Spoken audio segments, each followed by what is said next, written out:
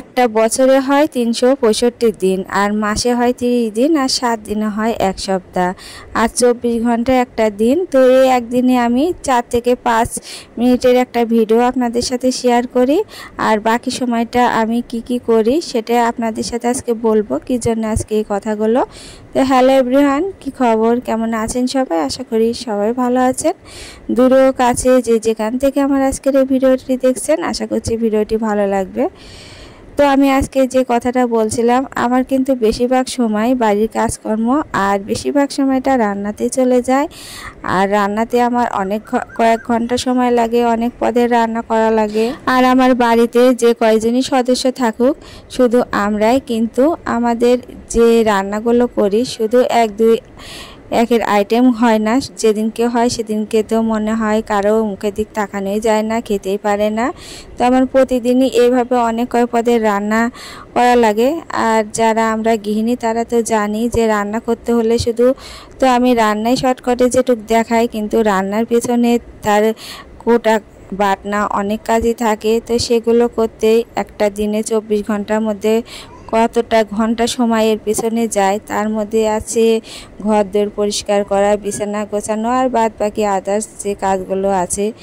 আর আমরা যেহেতু হিন্দু ধর্মাবলম্বী, তার মধ্যে পুজো দেওয়াতে কিন্তু অনেকটা সময় পার হয়ে যায়, প্রায় 1.5 ঘন্টার মতো। এই তো পুজোতে লেগে যায়। পুজোর ঘর মোছা থেকে শুরু করে পুজোর থালা বাসন পরিষ্কার করা, তারপরে পুজোর ঘরে গিয়ে ঠাকুরকে ভোগ নিবেদন করা, অনেকটা সময় পার হয়ে যায়। তো এই 24 ঘন্টার মধ্যে বেশিরভাগ সময়ই আমার এইভাবে কেটে যায়। দুপুরে রেস্ট করারও মাঝে মধ্যে একদিন হয়তো সময় পেলাম, বেশিরভাগ দিনে তো আমি সময় পাই না। আর রাত্রে ঘুমাতে তো 11টা-12টা বেজে যায়। তো এইভাবে আমার সারাদিনের রুটিন চলে। আর যে কথাটা বলছিলাম যে সোশ্যাল মিডিয়ায় আমি 4-5 মিনিটের একটা ভিডিও শেয়ার করি, তো এই কাজটুকুর জন্যে আমার বাড়িতে অনেক কি প্রবলেম হয়, মানে হাজব্যান্ডের হয়তো দেরি হয়ে গেলে কথা শোনার লাগে। তো আজকে যে রান্নাগুলো করছি আপনারাই ভাবেন কতটা সময় এর পিছে দেওয়া লাগে। তো আজকে নিরামিষ রান্না করলাম। নিরামিষ রান্না করলে হয়তো একটু বেশি পদে রান্না করতে হয়। যেরকম আজকে রান্না করলাম এই তো চাপড়ি দিয়ে হচ্ছে কুমড়োর তরকারি, আরও করলা চচ্চড়ি, তারপরে হচ্ছে বেগুনি মানে কুমড়োর ফুল দিয়ে ডাল, তারপরে আবার মাছ করলাম। আর অন্য যেদিনকে হয়তো মাছ করলাম, মাছ হলো, একটা সবজি হলো, আর শাক হলো দুপুরে, আবার সকালে হয়তো একটা তরকারি হলো কি ডাল, যে কোনো হয়তো আইটেম, ডিম ভাজি, এগুলো তো থাকবে। তো এইভাবে আমার সারাদিন সংসারে সময় ব্যয় করি, কিন্তু আমার নিজের জন্য তো ওইভাবে সময় দিতে পারি না। শুধু তো আমাদের হিন্দুদের একটু মাথা আশ্রয় যে সিঁদুরটা পরার সময় সেটুকুই আমার নিজের জন্য ব্যয় করি। তাছাড়া তো সবসময় সংসারে কাজে লেগে থাকি। তো এইভাবে আমার সারাটা দিন চলে। তো রান্নায় নিরামিষ পদ হলো। কালকে যেহেতু একটা ব্রত আছে, সেই ব্রতটা করার চেষ্টা করছি, সেজন্য আজকে নিরামিষ খাবো।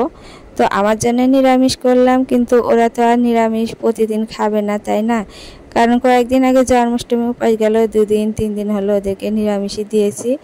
আর মাছ মাংসগুলো কিছুই হাত দেই নাই।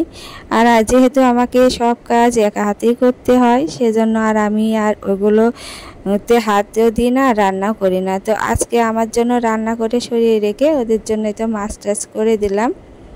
তো আমার আজকের এই ভিডিওটি আপনাদের যদি ভালো লাগে আমার ইউটিউব চ্যানেলটিকে সাবস্ক্রাইব করে দেবেন, আর যারা ফেসবুক থেকে দেখছেন লাইক এবং ফলো করে দেবেন। তো আজকে সকাল প্রায় 9টা। তো সব রান্না আমি আজকে সকালেই করছি, কমপ্লিট করে নিচ্ছি। আর দুপুরে ওরা বলছে আজকে মাংস খাবে, তারপরে বলল না আজকে মাংস হবে না, যেহেতু তুমি খাবে না। কিন্তু আমি তো বলেছি আমারও তো মাছ খেতে ইচ্ছা করে না। তারপরে এই তো আবার মাছ বের করছি, ওদের জন্য আবার মাছ রান্না করব। আর মাছগুলো ভেজে নিয়ে একটু ঝোল করলাম, মানে সবজি দিইনি, শুধু পেঁয়াজ রসুন দিয়ে সুন্দর একটা ঝোল। ওদের কিন্তু খুবই পছন্দ হয়েছে এভাবে ঝোলটা রান্না করায়। তো আজকের ভিডিওটা এ পর্যন্ত। সবাই ভালো থাকবেন, সুস্থ থাকবেন, নমস্কার।